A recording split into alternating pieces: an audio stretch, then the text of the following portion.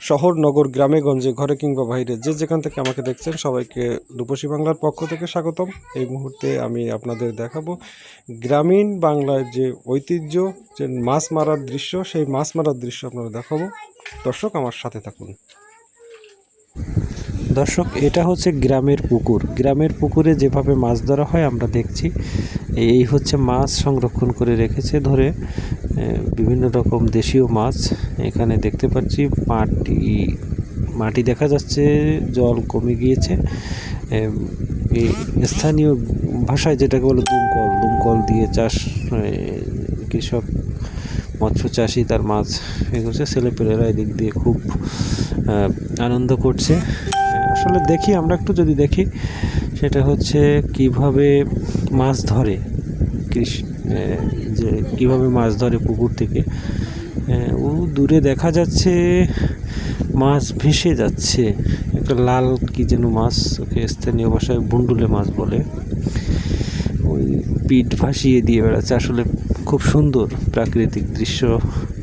এটা হচ্ছে আমাদের গ্রাম বাংলার ঐতিহ্য, যে আমরা মাছে ভাতে বাঙালি। সেই বাঙালির যে ঐতিহ্য, এটা হচ্ছে এই দেশীয় মাছ। স্থানীয় এলাকার যে মানুষ তাদের প্রয়োজনে যে মাছগুলো বাড়ি পুকুরে চাষ করে, মানে কোনো কেমিক্যাল বা কোনো ওষুধে ছাড়া। একটু দেখাবো, যে একটু দেখাতে চাই কিভাবে জাল খেপিয়ে মাছ ধরছেন। দেখেন, মাছ দেখা যাচ্ছে, জালে অনেক মাছ পড়েছে মনে হচ্ছে, লাফালাফি করছে মাছ। আসলে খুব সুন্দর, জাল টানছে আর ওই যে মাছ লাফাচ্ছে। আসলে জাল ভরে মাছ তোলার দৃশ্যটা খুব সুন্দর। আমি একটু দেখাই কাছে থেকে, যে জালে বড় একটা মাছ পড়েছে, মনে হয় দুটো একটা। এই মাছ খেতে খুব সুস্বাদু।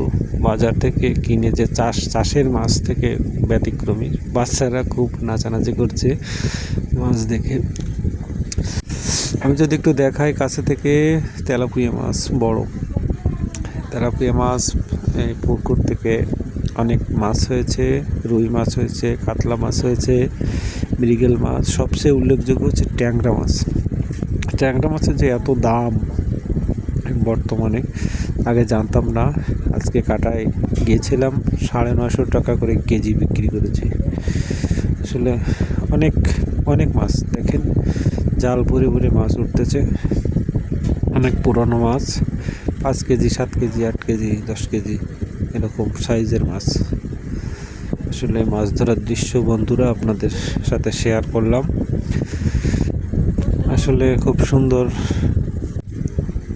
আমারও নামতে খুব ইচ্ছে করছে। এখানে নামলে আসলে এই কাদার ভিতরে আমি ঠাঁই পাবো কিনা জানি না।